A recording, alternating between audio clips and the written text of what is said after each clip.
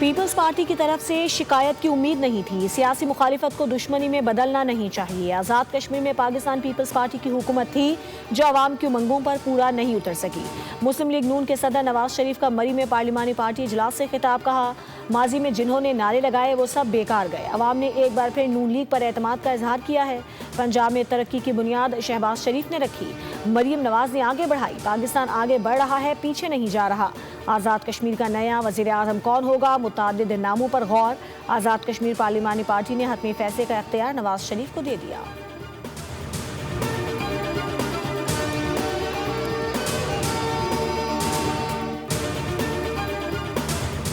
शहबाज शरीफ ने गिलगित बल्तिस्तान के इंतखाबात के बाद पीपल्स पार्टी को मुबारकबाद दी। अफसोस है कि पीपल्स पार्टी ने धांधली के इल्जामात लगाए। जहां वो जीत गए वहां धांधली के इल्जामात नहीं लगाए।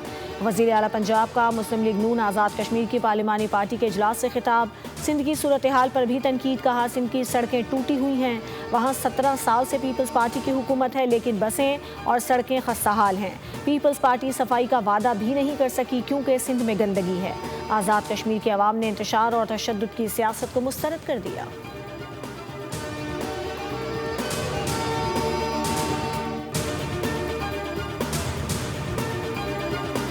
आज़ाद कश्मीर के इंतखाबी नताइज को फॉर्म 47+ के नाम से जाना जाएगा। नून लीग ने तारीखी धांधली से एक और खैराती मैंडेट हासिल किया। मरीम नवाज का गिलगित बल्तिस्तान और आज़ाद कश्मीर इंतखाबात का मवाजना दुरुस्त नहीं।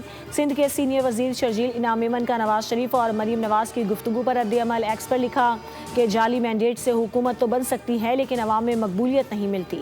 नवाज शरीफ शिकवे से पहले देखें कि आज़ाद कश्मीर में ऐसे हालात क्यों बने। पीपल्स पार्टी ने हमेशा जमहूरी उसूलों और सियासी रवादारी का एहतराम किया। सियासी मुखालिफत को किसी सूरत भी दुश्मनी में तब्दील नहीं होना चाहिए।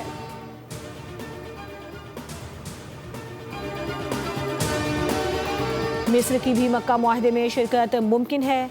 मुआहदे में दीगर ममालिक की शमूलियत की गुंजाइश मौजूद है। मक्का मुआहदे में तय पाया किसी एक मुल्क पर हमला, तीनों पर हमला तसव्वुर होगा। तुर्क सदर रजब तैयब एर्दोगान की गुफ्तगू। कहा, लबनान पर इजरायली हमलों का जारी रहना तशवीश का बाइस है। शाम के इस्तेहकाम के लिए तमाम सलाहियतें बरूए कार लाएंगे।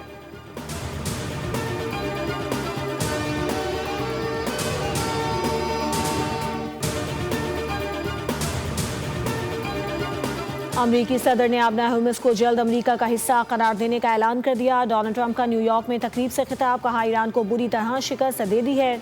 अमरीकी सदर ने ईरान पर आयद बहरी नाकाबंदी को इंतहाई सख्त और नाकाबिले उबूर करार दे दिया। कहा कि ईरान को आगे बढ़ने से रोकेंगे, कभी जौहरी हथियार हासिल करने की इजाज़त नहीं देंगे। व्हाइट हाउस के अमरीकी सदर के बयान की वजाहत। एक्स पर कहा कि अपना हुर्मुज़ को अमरीकी इलाका करार देने की बात मजाक में कही।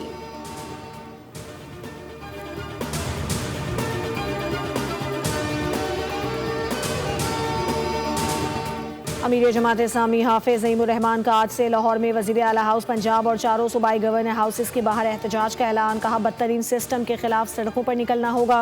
आम आदमी को सस्ता आता पेट्रोल मुयसर नहीं, रोटी सस्ती नहीं दे सकते तो आवाम को और क्या देंगे। बिजली, गैस और पेट्रोल की कीमत बढ़ने से हर चीज़ महंगी होती है।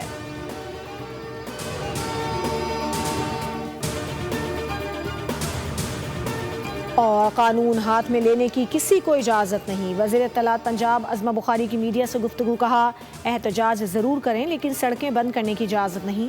वज़ीर आला पंजाब ने हमेशा नौजवानों की हौसला अफजाई की।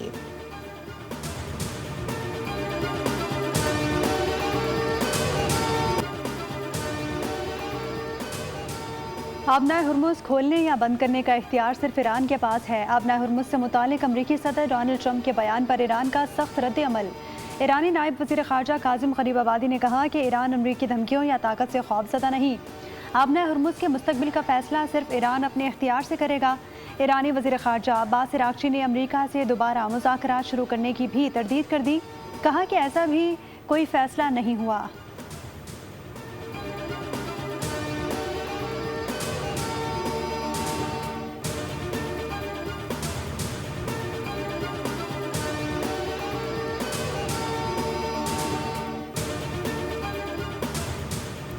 आबनाए हुर्मुज़ में तेल बरदार जहाज़ पर ड्रोन हमले। बरतानवी मैरीटाइम ट्रेड ऑपरेशन की तस्दीक। हमले के नतीजे में ऑयल टैंकर को मामूली नुकसान पहुंचा, तहम जहाज़ का अमला महफूज रहा। वाक़े में किसी माहौलियाती नुकसान की इत्तला नहीं मिली। जहाज़ का ताल्लुक मुत्तहदा अरब अमारात से होने का दावा किया गया है।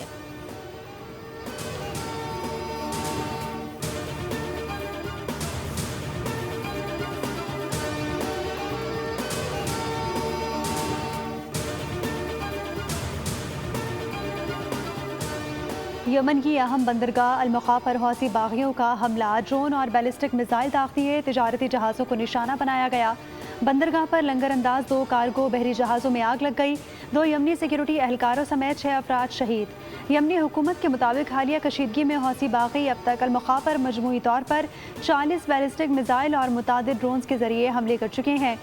यमनी वजीर खारजा की अल-मुखा बंदरगाह पर हौसियों के हमले की मजम्मत, कहा कि आबना बाबुल मंदब किसी मुसल्लह दहशतगर्द ग्रुप के हाथों में दबाव डालने का जरिया नहीं बनेगी।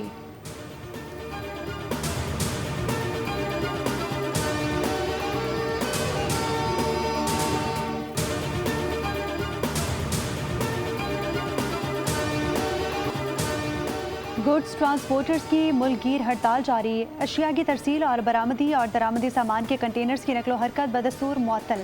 गुड्स ट्रांसपोर्टर्स के यौमिया 10,000 कंटेनर्स पोर्ट से रवाना होते हैं। मईशत को 50 अरब रुपए से ज़ायद का नुकसान हो चुका। मुतालबात की मंजूरी तक मुल्कगीर हड़ताल जारी रहेगी।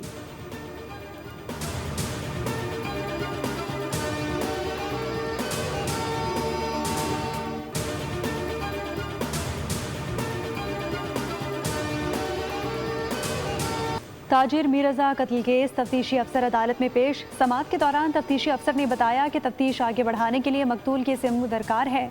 अदालत ने इस्तफसार किया कि मकतूल की सिम कैसे हासिल की जाएगी। तफ्तीशी अफसर ने बताया मकतूल की वालिदा के बायोमेट्रिक और शनाख्ती कार्ड के जरिए सिम हासिल की जाने की कोशिश की जाएगी। अहले खाना नई तहकीकाती टीम के पेशरफ से मुतमईन है। वालिद मीर हुसैन बोले कि उम्मीद है हकाइक जल्द आवाम के सामने आएंगे। केस में जिन अफराद को बचाने की कोशिश की गई उनसे तफ्तीश होनी चाहिए। सबसे पहले DIG ईस्ट को शामिल तफ्तीश किया जाए। केस में टैंपरिंग की तहकीकात और जिम्मेदारों का तयन करने का मुतालबा भी कर दिया।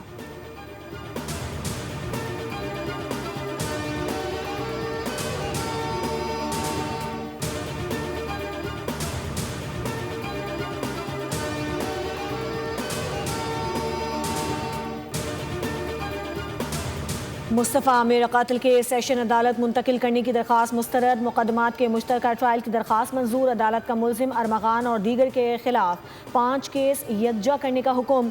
मुश्तरका फ़र्द जुर्म आयद करने की तारीख मुकर्रर। आइंदा समाअत पर मुलजिम शेराज की दरख्वास्त जमानत पर दलाइल तलब कर लिए गए। समाअत 24 अगस्त तक मुलतवी।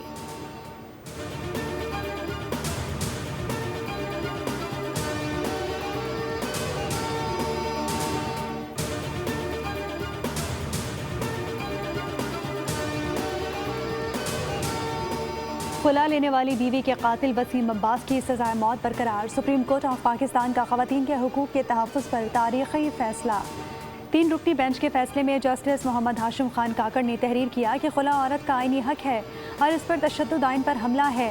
कानूनी हक मांगने पर कत्ल जैसा सफाकाना इकदाम किसी रियायत का मुस्तहिक नहीं।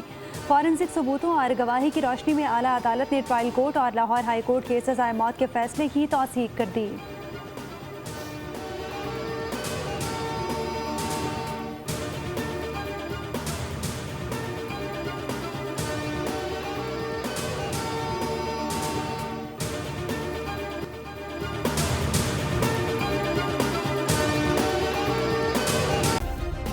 सब्सक्राइब करें और बेल दबाएं ताकि कोई खबर रह न जाए।